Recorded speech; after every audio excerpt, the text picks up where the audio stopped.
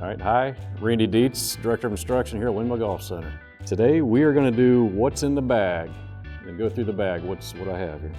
Putter here, we've got Spider X from 2019. I had a competitor putter in there for about 20 years and different style. I went to this style. I needed some toe hang. I tried another one that had more face balance. Doesn't work for me, so I needed some toe hang in there. So it's been 4 years in the bag. It's been had a good run with it so far, so plan on keeping that next year. Head cover story. So my previous head cover, the Velcro, basically went bad on it. I lost it, and I was playing in a TaylorMade TP Classic, and they provided head covers for us at, I believe it was Firestone, and it's a nice little, kind of makes you think of the sunshine. It reminds me of when I caddied the Sony Hawaiian Open, so I like that one.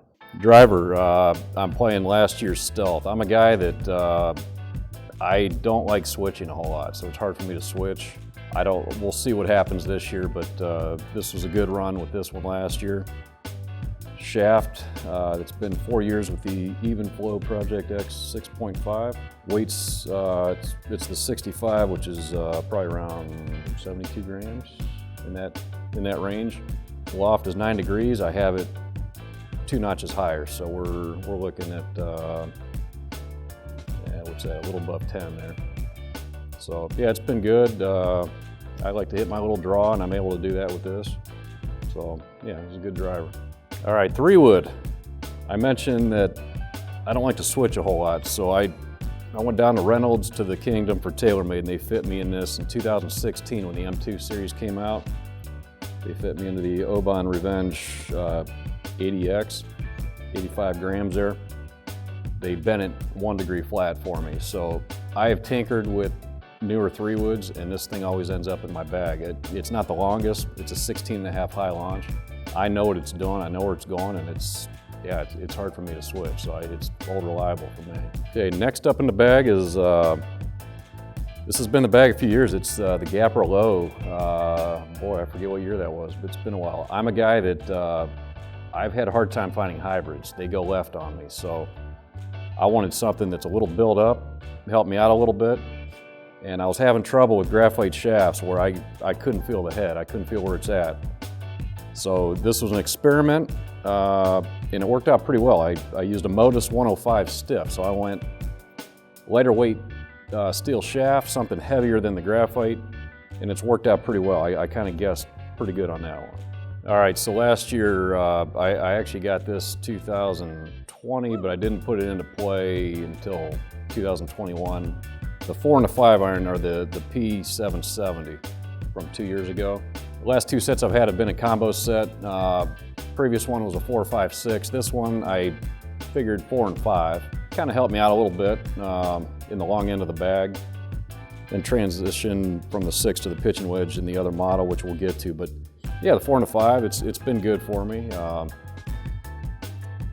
They're a little hot, so I had to kind of adjust the lofts on them just to accommodate, so I had to strengthen the other end of the bag. So, but yeah, these have been pretty good. S300s I've been using since 2002. So again, I don't like to change much. I know what my game is doing, and I like to kind of keep things familiar to myself. Okay, so from 6 iron to pitching wedge, I've got the P7MCs. So these are things, I'm familiar with these from my previous set. I had a 770, 750 combo set before, so not much adjustment going to the P7MCs. Going back to 2012, I had a set of MCs from TaylorMade as well, so this is familiar territory on these shorter clubs. All right, so wedges, I've got the MG3 from TaylorMade. The lofts are 50, 54, 58. However, I do bend them. My pitching wedge 47, so I bend all 3 wedges 1 degree weak. So they're in 4 degree increments, so I go 51, 55, 59. This 58 is the club I use the most. I find up north this works very well. I just played Pinehurst last week, and I did not use this around the greens. It's totally different down there. You either have to putt it, or you got to take away that loft because everything needs to be on the ground down there. So it was a nice adjustment. But yeah, these things have been great for me. Tourist US 400s, been using those for almost a decade. So I've got those in the wedges. So yeah, these are fabulous wedges. For ball marker, I 3 dimes in my right pocket since college for some reason, tails up. So that's how I mark the ball. In fact, ball-wise here, got the TP5X blacked out right on top. So I've been doing that for over 20 years. That's how I mark the ball. Been a good ball for me. It's the Alignment Pro. I got this on tour when I caddied.